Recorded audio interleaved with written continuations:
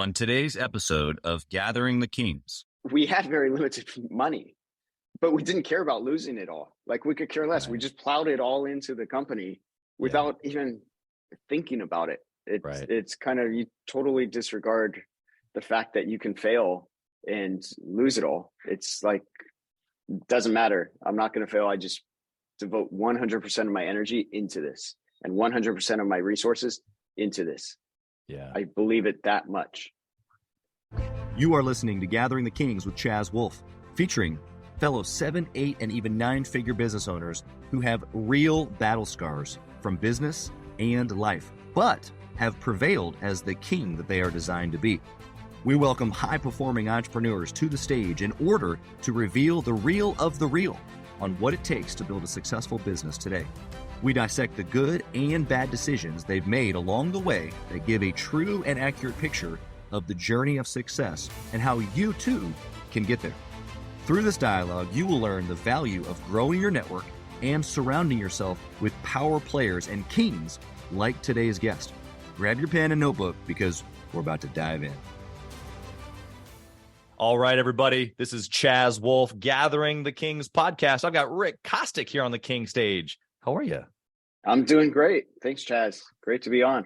I appreciate you being here. This is going to be a fun one because we have not had anybody in your industry here on the show. Retail, yes, a little bit, but man, you guys are crushing it in your industry. I am so excited for this conversation.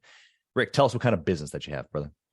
Yeah, we have a beauty business. So that means skincare, makeup, hair care, bath and body. We were recently ranked by Newsweek as the 30th largest website in beauty as a single brand. Wow. And if you look at the ones above us, none of them are independent. We're the top independent brands in terms of our website in the industry, as ranked by Newsweek recent issue. Yeah, congratulations. Thank you. I was just on the site, as I was telling you before we hit the record button here, and some of your products are even fruit based and all kinds of fun stuff that is super unique. And with me being from an edible arrangements background and everything fruit in that world, you know, I felt like we were a little bit kindred spirits there for a little bit with our fruit offerings. You know, bring a strawberry to the world in lots of different ways. You know, that's right.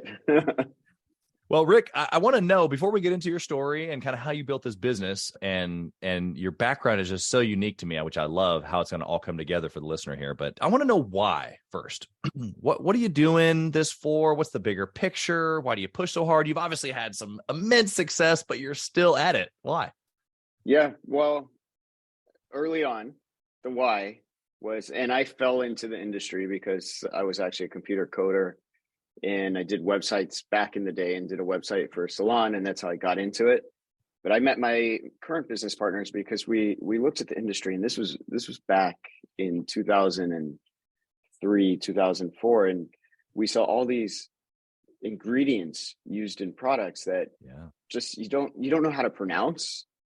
And then when you dig into it and you see the studies on it, you actually realize that these ingredients are causing issues. And, you know, back then it was animal studies, which we don't condone, but they had them and it was causing issues in animals. And then you wonder why all these, you know, cancer is becoming this major issue with most people.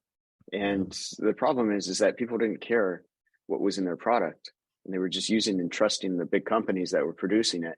Yeah. And we thought, you know, we want to produce something that's entirely healthy and good for people going to improve their lives. And so the fact that we can do this and again, even though the industry's cleaned up a lot and we led the cleanup of the industry, there's still more room to go. And there's a lot of like misleading information out there that we have to educate on. Yeah. That perspective of blindly trusting, it's not necessarily blind trust. It's just that we had trust, and you can look at that from across the way. You can look at, you know, the food in the aisles of the grocery store. You can look at the makeup. You can look at the hair products. You can look at nutrition products, the stuff that I'm supposed to take after I work out that's supposed to be good for me. Like it's all this, you know, this level of trust that we have because it was branded and because we bought it at a store and we felt really good about it. And so give me, like, okay, so you got this altruistic, I want to help people, I want to save people from cancer. Was it always like that? Or did you fall into that? Is it a combination of that plus something for you, for your family? What what's behind all of that?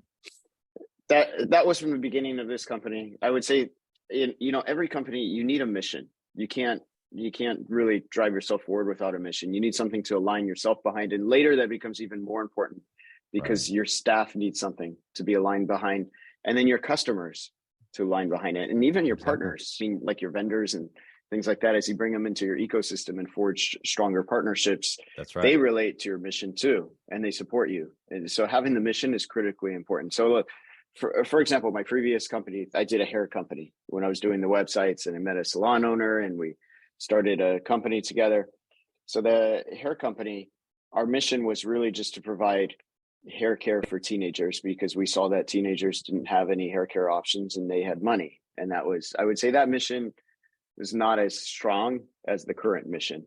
Got it. And, we still got that company, we still got that brand into Sephora back then, and we got it into Nordstrom's. Wow. But the current mission, I would say, is a little more noble in the fact that we're really making a difference to the world, which is what I personally want to do with my life, in that we're improving everyone that we're making products for, we're improving their lives. Yeah. It's a big deal, not just to add to their lives, but to literally improve, right? Obviously the makeup or hair care, you get to make them look great and smell good, that type of a thing, but you actually get to add to the benefit of their body, which is really what you're talking about. Right. Exactly. That's incredible. I think that there's probably a lot of people that would love to have that type of mission statement, but maybe they're in a business where it doesn't allow them to connect to a big problem like saving the world from cancer or, something like that. But what would you say to the entrepreneur who's listening right now who, maybe they build decks or maybe they do marketing for clients? How do they connect that to something so big like what you've done? You think about your impact. So whether you're building decks, what's the impact? Who are you building decks for? What's the outcome of these decks that you're building going to do? Is it going to cause your clients to achieve these big deals that's going to end up making them more successful? Go to the impact first and then build that into your mission, and don't make your mission so defined. You don't want it to define, because as you grow and you're going to build a successful company, you need this mission a little bit broad so that the strategies you undertake can fall into your mission. And your mission is sort of your guiding light too, because it tells you strategy is not just what you're going to do, but it's also what you are not going to do.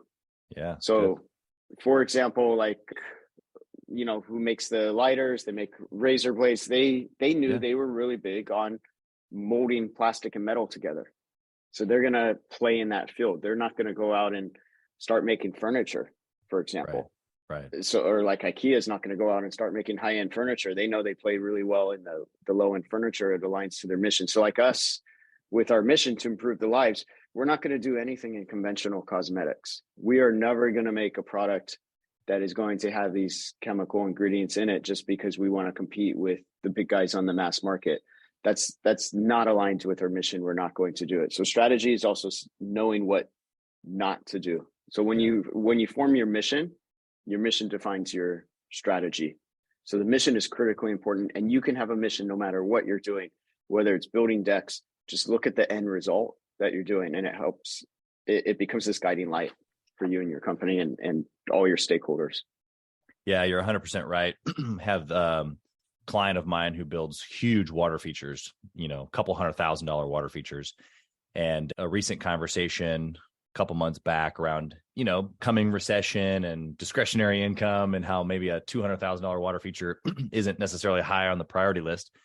And the conversation turned to the impact, which is that client isn't necessarily thinking $200,000 for a water feature. They're thinking peace, or they're thinking, I have something where I need to be able to host people, or whatever that other thing, that other impact is why they still get the water feature or the deck or, the healthy, the products for their face, skin, and hair.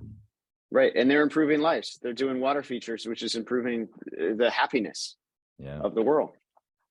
Yep. So true. Okay. Well, let's go into your story a little bit. You kind of gave us a little bit. You're a computer programmer, you're building websites, but Give us a little bit more of that story. How did you get into making this type of not only product, but just like a 30th ranked big business? Yeah. So starting out in my backstory a little bit was making the shampoo and conditioner. And I met my current business partners. I have two business partners. So Susie is one and her brother James is the other one. And Susie was also doing her own brand out of her dorm room. We were attending Berkeley, and we decided that we're going to make these clean cosmetics and change lives, right? And improve everyone's lives.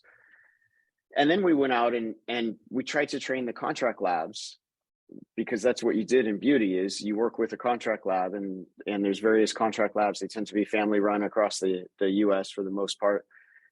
And they didn't want to do it. They didn't want to make cosmetics our ways. They said, okay, we'll do it, but you're going to have to pay extra for it and have huge minimums, MOQ, minimum order quantities to do it. And it was just this barrier we couldn't overcome. Yeah. And so it dawned on me, like, we can just make the cosmetics at home.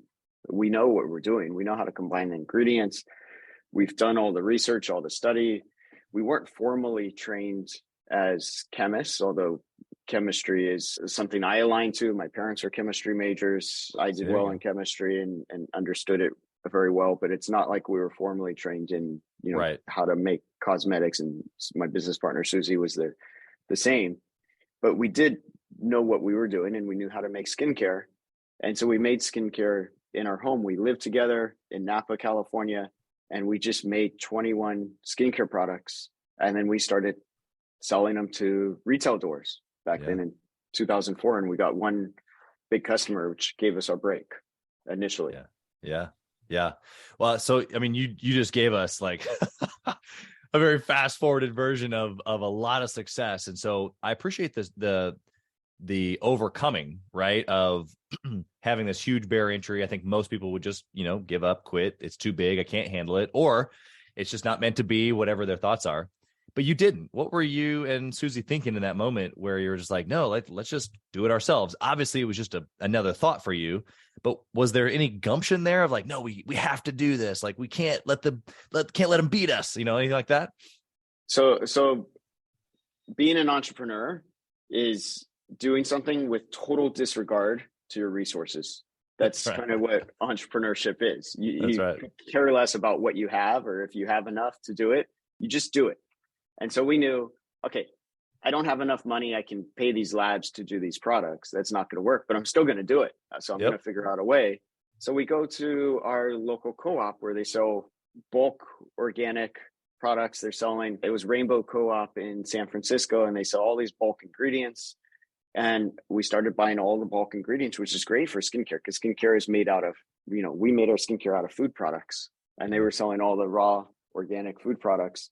And we go and we combine it back in, and we buy some oils. We go up to Davis, California, Northern California, and I buy the oils out from a local farmer, and we blend it together and make this incredible skincare. So we did it total disregard to, we didn't have money, but we made it work anyways. Yeah, no, you're 100% right. I love the way that you said it's such a total disregard to your resources. And when you disregard what you have or the box that you're supposed to be in, then your mind now has freedom to be able to solve the problem or go to another place of creativity to be able to figure those things out. Was that just kind of inside you guys, or was that like a moment in time where you had you drew upon a class that you learned this in? How did you know to do this? Yeah, I don't think it was a class. I think it was inside. And the other thing I think about thinking back to that time is, we had very limited money, but we didn't care about losing it all. Like, we could care less. Right. We just plowed it all into the company without even thinking about it. It's kind of, you totally disregard the fact that you can fail and lose it all. It's like, doesn't matter. I'm not going to fail. I just devote 100% of my energy into this and 100% of my resources into this. Yeah. I believe it that much. Yeah. There's a depth there of belief or conviction, maybe, or blindness, right? I think that might be it. You're blind to it. Beginning, right? Like, you just got to, what is there to lose? What would you say? Because obviously you can't hold on to the negligent, willy-nilly, throw it all in, go for it all the time forever. Does the balance balance out at some point? Is that a revenue marker? Is that a conversation that you had? How do you maybe even it out eventually where you're not, all in all the time, or are you? I think you are at different levels. I think you do go through it. It's a little bit of a roller coaster. So yes, you're in, and then your business starts making money for you, and then you feel more comfortable and you feel more balanced, and you're able to take out from your business. But if you take out too much from your business, it's not going to grow. And then your business needs even more, especially if it's fast growing. It just continuously needs more and more resources, and you just continually take the next level of risk every time you hit another area of growth. Yeah. What would you say to the entrepreneur who's listening right now who, is nervous about that? Like this lifestyle of risks. That's really what you've described. I know it to be true also, but I have found for me personally that that's where the high now comes for me, is that even though things are like settled and I already know that I'm, I've been successful, I'm going to continue to be successful. Like once you know and you know how to do it, like it kind of like you just are there. But I just get the high from like going all in on myself, on my teams, on my businesses. But what do you say to the guy who's listening right now, or the gal who's like, I don't know about that type of a lifestyle? That sounds kind of crazy.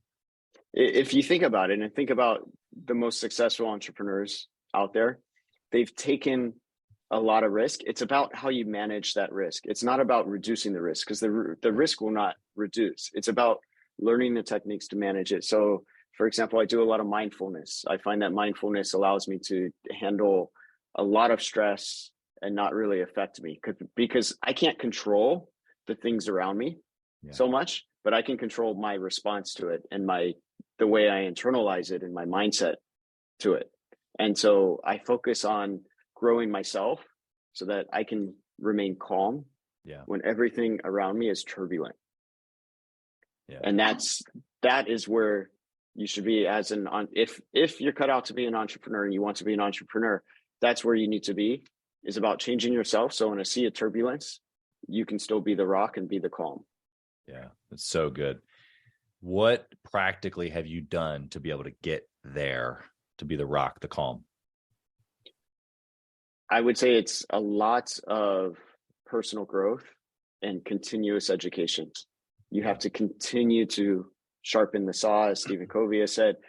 Read, like everyone I know that's entrepreneur, I myself included, we read like crazy, and we take continuing education. I just did a program at Harvard Business School, an alumni program to become alumni from there, owner president management program, which was really, really helpful. You join networks. I joined the Young Presidents Organization, YPO network, which is those connections, and the continued learning helps you, and you gain another skill as you go. You keep gaining your skills and elevating up.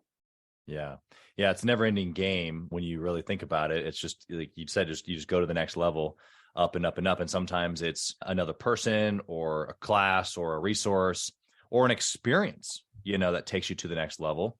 Sometimes that's the best way, especially for us entrepreneurs, to learn. We can read the book, but then to go actually put it into practice, maybe get a little dirty with it, for us to actually figure out how to go to the next level. Would you agree with that? I would entirely agree with that. And especially it's the experience of your failures that you learn more from. You learn more from your failures than your successes, because successes, you just, if you were successful 100% of the time, you wouldn't really grow, because you wouldn't really feel the need to grow. But when you hit these failures and these stumbling blocks along the way, it forces you to want to do better, and you grow from that. Yeah, I was listening to something from Steve Harvey this morning when I was working out, and he was talking about basically these examples, these moments in time where we have to kind of push through. He calls it dirt, right? Like nothing that's ever grown into something beautiful didn't pop through the dirt, and that's right.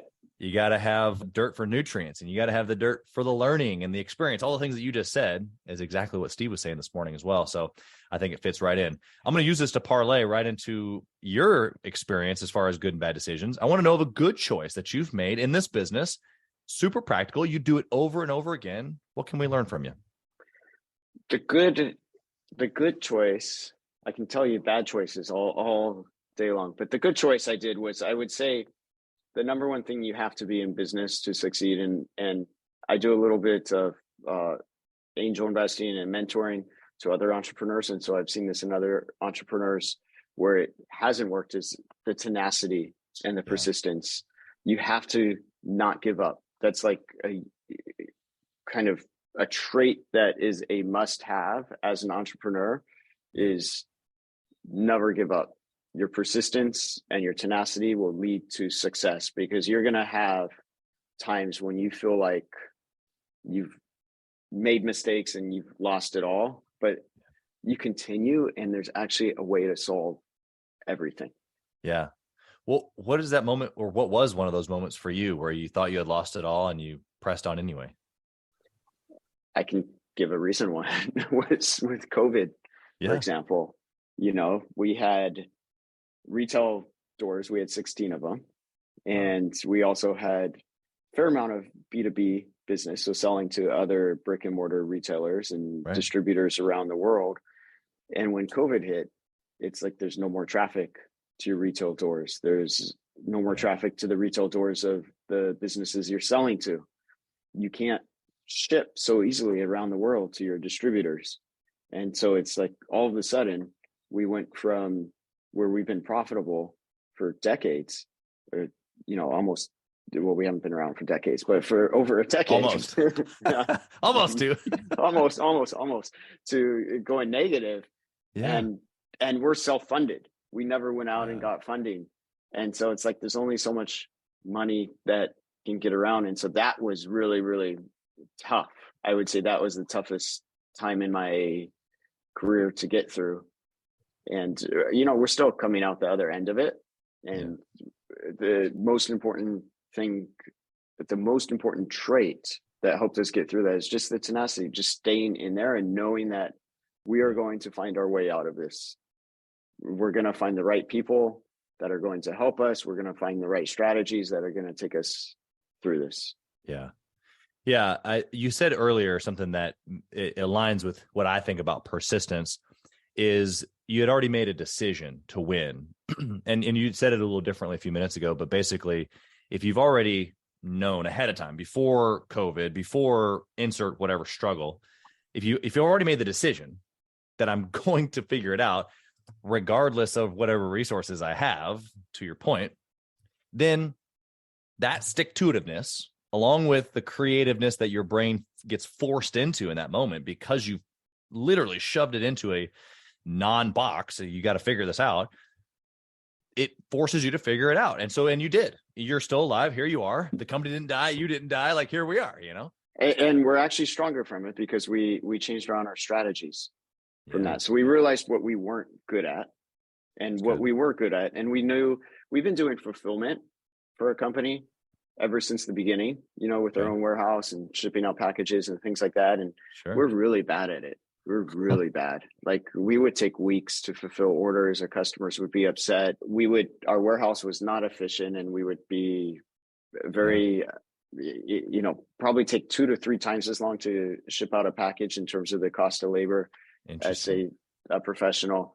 And I never put time into it. I put my time into the marketing side. I put my time into the product side. I didn't put my time into the operations, and I never could find someone that great to oversee the operations that was really good at it. And so we made the strategic decision, let's offload this and partner with a 3PL, get that off, and the 3PL can handle the entire operation. So we made the strategy change to get out of what we're not good at. And then we also made the strategy change that, look, we need to be back into manufacturing, because through our story, we didn't do contract labs. We made stuff ourselves, but over the years, we went out of manufacturing. And that was a big mistake in terms of mistakes. It was probably one of our biggest mistakes as a company. But because of this whole COVID thing, it accelerated us bringing back the manufacturing under our roof. And that's been a good thing. So, and we've cut expenses like crazy, because we needed to manage our cash and manage our finances. And so we're now a much leaner, stronger, robust company. More focused as well. I love all of those results that you were able to get out of that. I want to just, obviously point out to the listener that those were good decisions that you made through those moments of like, ooh, I don't know if we're going to survive. And it's those moments that then forced you to think differently that then led to those good decisions. I want to flip the coin here to the bad decision. Are you going to go with the manufacturing and getting away from it? Or was there something else that came to your mind as far as just a terrible, did not work out at all? So what was interesting with the bad decision of manufacturing, so we did the manufacturing, and as we grew and moved warehouse to warehouse, we'd always take the manufacturing with us. And then we realized that, you know what, we always talk to the PE guys, the private equity, and to the venture capital, and a lot of them told us that we should get out of manufacturing. And it made us think, are we doing the right thing by being in manufacturing? Right. And it was a little bit of a headache, the manufacturing, in that it was tough to scale. And we also had Susie's brother, James, my partner. He also was sometimes injuring himself in manufacturing, which just added to the reasons to get out of manufacturing. Like he dropped things on his toes, or he spilled hot water on himself, things of that. He climbed up the pallet racks, and which he should never do. We tell our staff he can't do, but he did it and he fell. Yeah. So it's like all this stuff was happening to manufacturing. So we made the decision, let's stop manufacturing and let's use contract. Let's follow the advice of these private equity folks telling us to get out of it. They know what they're talking about, is what we thought. And so we did that. And what ended up happening is these contract labs, they're not as good on the innovation. So we lost our innovation edge.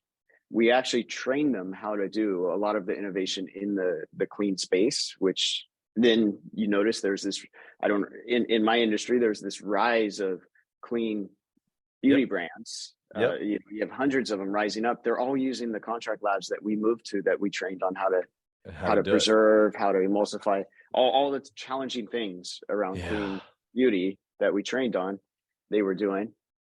And so that was the big mistake, is we lost our innovation edge. And then they deprioritized us because we're not, we've done well and grown to a certain size, but we're not the biggest brand out there. There's bigger brands. And so we were deprioritized in their factory schedules. And especially through COVID, they took forever to supply us, or, we're talking like we would issue a PO to them and it wouldn't ship for a year, which just destroys your business, because your customers, especially in beauty, they're fickle. If they can't get the product they want, they're going to a competitor. Oh yeah. And so that really hurt our business. So the worst decision we made as a company was getting out of manufacturing, which is now we have our renewed energy, renewed effort, building it back.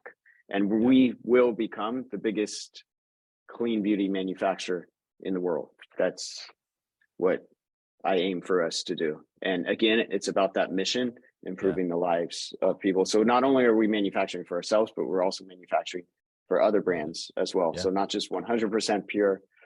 And we're also incubating new brands along with that. So Susie, she thinks up all the ideas. We have these new concepts that we're bringing to the market around, I'll give you just a teaser, flower pigments we've been playing with to put flower, because we put fruit pigments into makeup that's under 100% pure. Now we've been playing with flower pigments, not just for the makeup, but also there's a lot of beneficial exotic ingredients of flowers that are good for the skin. And we're putting that into skincare. So we're able to bring these new brands to market and plug them into our platform of manufacturing. And we've also done really well in China as well. It's quite incredible, is that the China business is up 200% year over year for us. Wow. And I formed a subsidiary in China to manage that. So I feel like instead of just being a single brand, you always, and this is kind of for every entrepreneur out there, you want to see about how you can eventually structure your business into a platform that you can grow. If you really want to truly grow into a big business, you want to see how you can build a platform that you can plug other businesses down the line into. And I feel like that's what we're doing with we have the manufacturing, and then we have the distribution, whether it's through China or through our B2B network. And we also have the digital marketing expertise. So we can pretty much plug brands into this platform and make them from this level into much more successful. Yeah. Yeah, that's incredible, especially since you've been able to take some of those moments where, in essence, what you described with the manufacturing, it was you had given away so much control that it just enabled you to not be nimble. And so I think that there's some reasons that an entrepreneur should let go of control, right? When we hire somebody, we let go of control. But you made a great point of there's certain angles or certain maybe sections of the business that maybe you always need to have control over so that innovation doesn't die, especially if that's a core value, especially if that's like part of your industry where you're like leading the industry. You probably shouldn't give that away. What were you going to say? There's another one related to what you're saying, is that one of the things I did. So you always think to hire people, right? As you grow, hire people to do things and delegate. Delegate and elevate is the common phrase. But what I did do is I hired people. So when you get to certain size as a business, sometimes your greatest strength, well, not sometimes, I would say nearly every time, your greatest strength becomes your greatest weakness. Sure. And what I mean by that is what I ended up doing is I hired for my strength, and I hired people into my marketing, and I gave up control and marketing is my strength personally. That's what I am really passionate about. That's what I'm good at, especially on the digital side of things. Yeah. And I brought in a team of really A players, and I had too many A players that just butt heads, but they cut me out because they felt like they know what they're doing. We don't need Rick. What do we need him for? Fact, what do we need him for? He's washed up. He's had his days. He doesn't know what's going on in the beauty industry, and he's a guy. The beauty industry is predominantly for women. Sure. So they thought they knew better and didn't solicit help or didn't want help. And to effect, I hired them to do that. And that was the purpose. Like, they were supposed to do that. That's what they were put in place to. But the thing is, when you're really strong at something, and you've been successful at it, you're probably better than most of the people that you can hire to put into that place. Right. So it's better to hire for your weaknesses first. Eventually you will have to hire for your strength, and you're going to have to figure that out. Yep. But it would have been better if I focused on, say, operations. And I brought in people to do operations because that's not where I am not strong on operations, and I haven't had the right people in the operations to make that a strength of ours. Because you can actually build a competitive company by having really strong operations. Oh, yeah. But I didn't do that, and I hired for my strength. So your greatest strength could become your weakness, and I did it, unfortunately, earlier than was necessary by focusing on the who, not the how. Bringing in the people for marketing, I should have brought in the people for the ops pieces. Yeah, yeah, so good.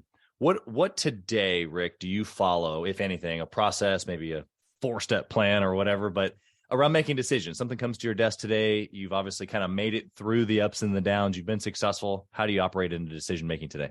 So this is really, really important. A great question. Decision making, you need to be able to make decisions with 70% of the information. Good. Like, you will not. Why 70%?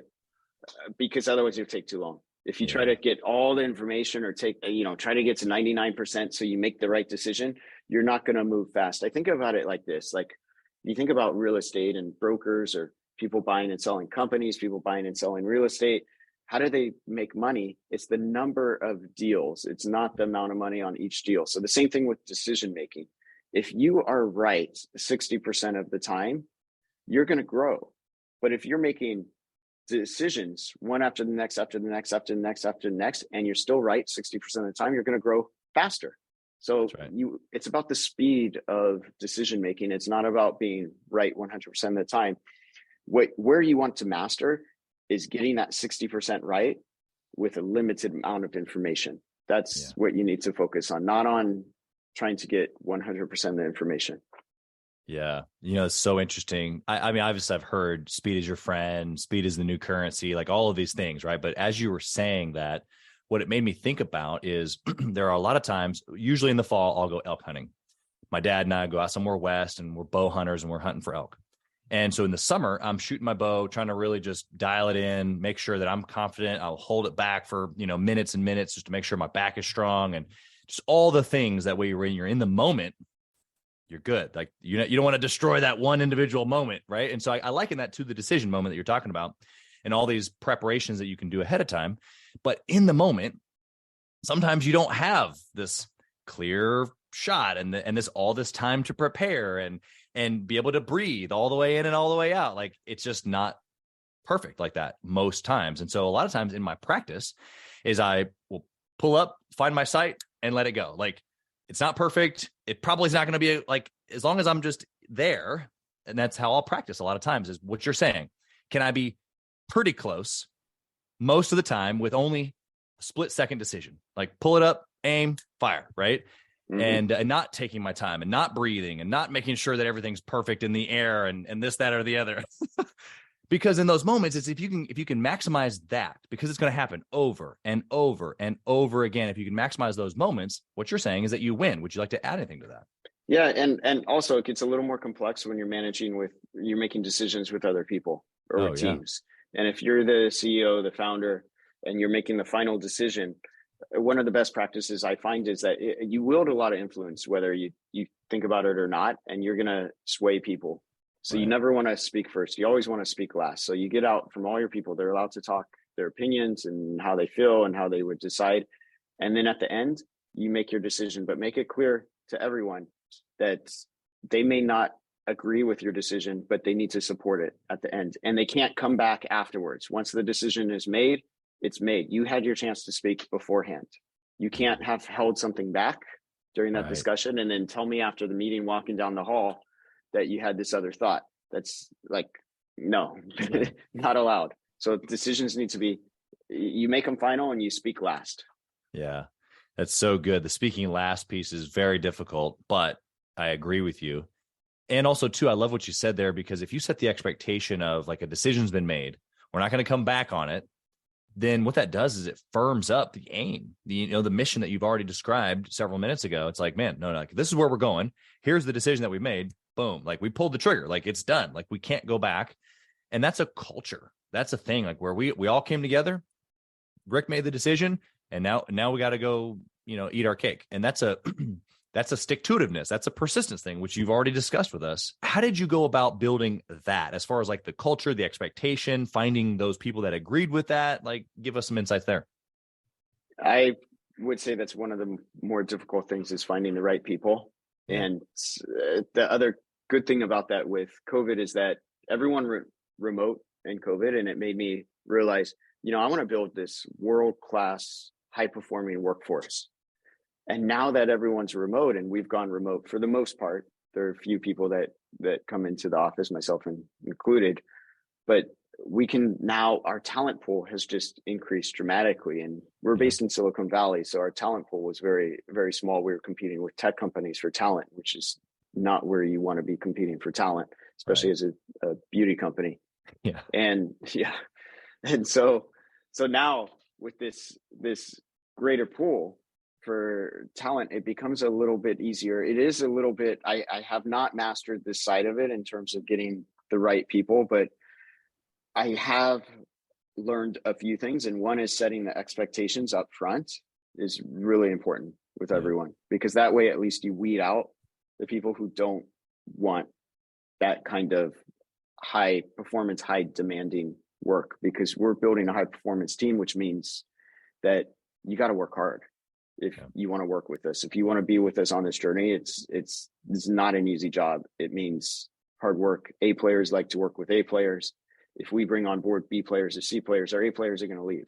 Yeah, that's right. A little different angle, but I've even taken that approach with Gathering the Kings Mastermind Group, is that not just letting any entrepreneur, it's not just for any entrepreneur. Because what I have found, especially with entrepreneurs, is we're A players, or at least that there are ones that have been successful, and what they want to do is rub shoulders with other people who can challenge them so that they can still yet get better. And there's a place and a time for giving back. That's what you and I are doing right now. We get to, there's millions and millions of entrepreneurs who are starting and or in their first couple of years, and they're going to benefit greatly from this conversation. And that's what they should be doing. They should be listening to podcasts and reading books and taking people to lunch and stuff like that. But for high performers, it is imperative to get around other high A players, like what you just said. Otherwise, their potential isn't maximized. And that goes for the same for the team. If you can build a team within your organization of 8 players, those 8 players, they'll challenge each other, and something greater comes out of that than either one of them could have done by themselves. Right. And I want to say, Chaz, that you touched on the teams. I would say, as you're an entrepreneur and as you're growing, you're going to be hiring staff, or maybe you're already hiring staff. The building a team is kind of a critical piece to being successful. But I would say, from my perspective, the most important person to have on that team is the team leader, and really focusing your energy on that team leader. That team leader is your most critical hire. You can get the best team leader, can turn mediocre people into great people. Oh, yeah. But your team leader has to be great. Your team leader has to be that A person. Yeah, 100%. Love it. All right, let's go to the speed round real quick here. My first question is about KPI. What's the most important KPI, or what's the one that you would choose to track over and over if you could only pick one? This is a really good question. I love KPIs. And there's one KPI, I want to say I'm anti KPI right now. Okay. That I want to lead with, because I know a lot of other digital marketers, they like live and breathe by this KPI, and it's ROAS. I do not believe I'm anti ROAS at the moment. And I tell every single agency, every single partner about this, and they're so shocked, because they're always trying to win your business by saying, oh, we can get you 4 ROAS, we can get you 8 ROAS, we can get you, so it's not ROAS, just to eliminate one.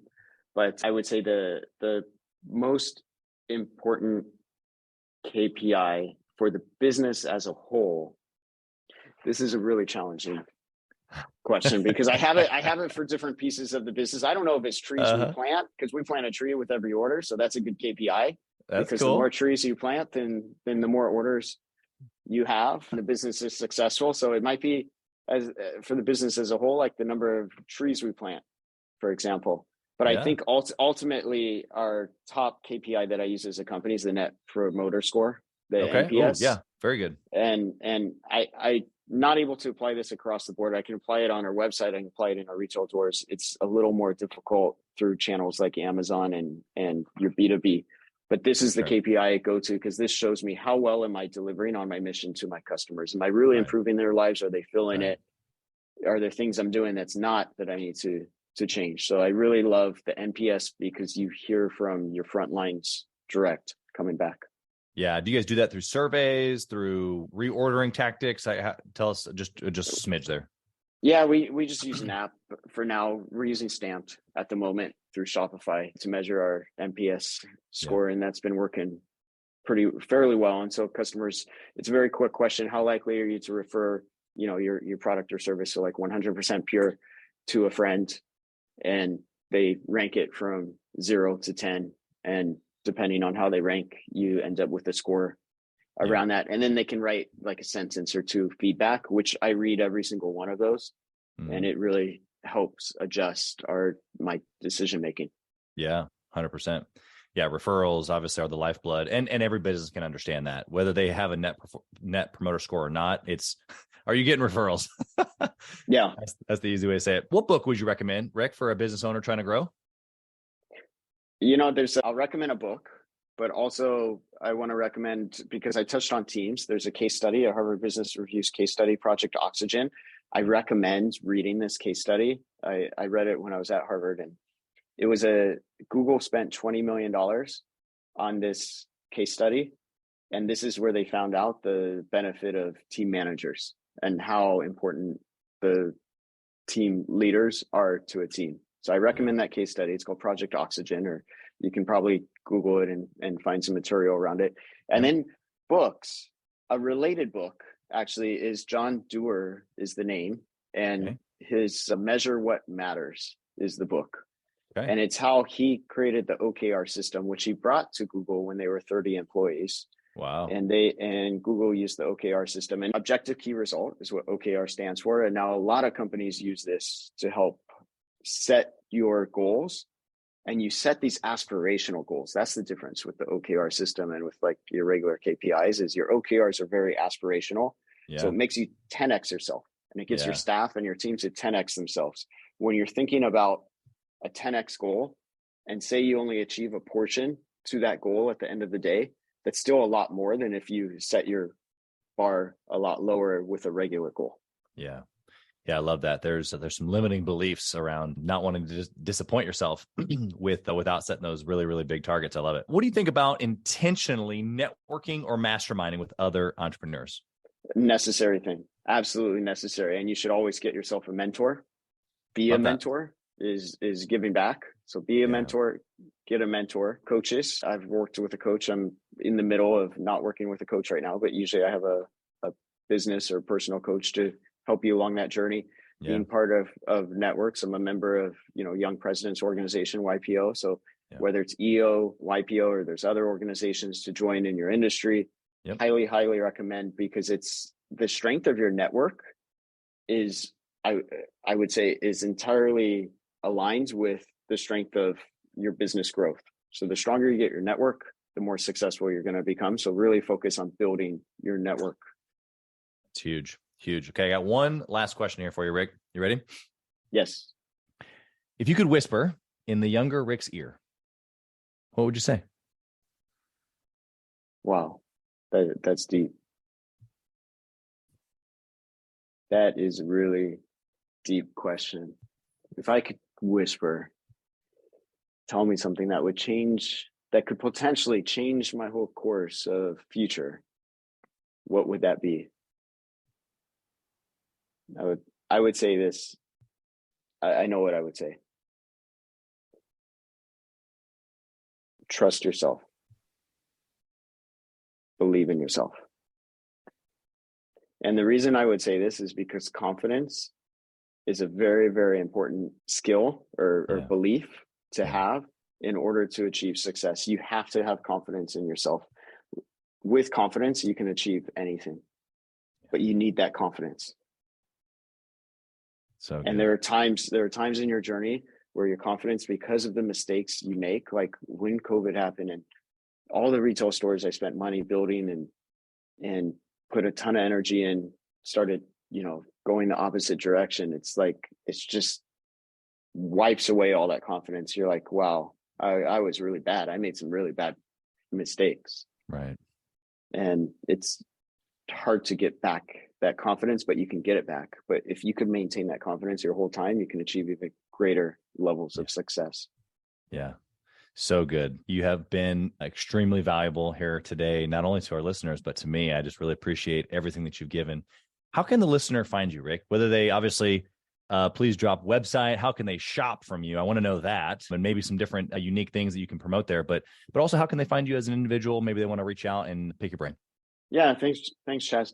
They can go to 100 and then spell out percent and then PURE 100% pure.com. So that's our biggest brand, our website, the brand I founded in 2004. Love it. And 100% pure.com, 100% pure.com. And then to connect with me, LinkedIn is really the best. You can look me up, Rick Kostick, or I put my formal first name, Richard Kostick, on LinkedIn, and please drop me a note and connect with me. And usually I do respond. I take some time to, I don't go through every day on my LinkedIn, but I'll go through every other week and try to get back to everyone.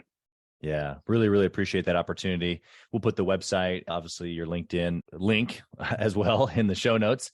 But yeah, I just think that especially with just the effort that you've gone through of not only leading an industry, I think it'd be worth the listener checking out what you've put together as well as reaching out to you. So again, selfishly, thank you for the time. Thank you on behalf of the listeners as well. We wish you absolutely nothing but blessing to your business, your partners, all of your clients. We really, really appreciate you being here. Thank you. Thank you, Chaz. Appreciate it. Thank you for listening to Gathering the Kings today. I hope that you were able to pull out a few nuggets to go apply into your business right away. More importantly, though, I hope that you're realizing that it takes more to be successful than just being by yourself, doing it all on your own, carrying the weight all by yourself. What I have realized, not only in my own journey from multiple businesses and multiple different industries, and now interviewing literally over 200 or 300 other very successful 7, 8, and 9-figure business owners, is that it's tough to do it alone. And so Gathering the Kings literally exists to bring together successful entrepreneurs. In fact, we are putting together 1,000 kings, specifically who are grateful but not done. We're intentionally assembling kings who fight tooth and nail for their business, family, and communities. And here's what we believe, that in the pursuit of excellence in those areas, that it ignites within us the responsibility to govern power and forge a lasting legacy. So if that relates and resonates with you, and you know that you need people around you, sharp, qualified, other very successful business owners, I want you to go to gatheringthekings.com. I want you to take a look at what we're doing and see if it makes sense for you to be part of our pursuit to 1,000 kings. Talk soon.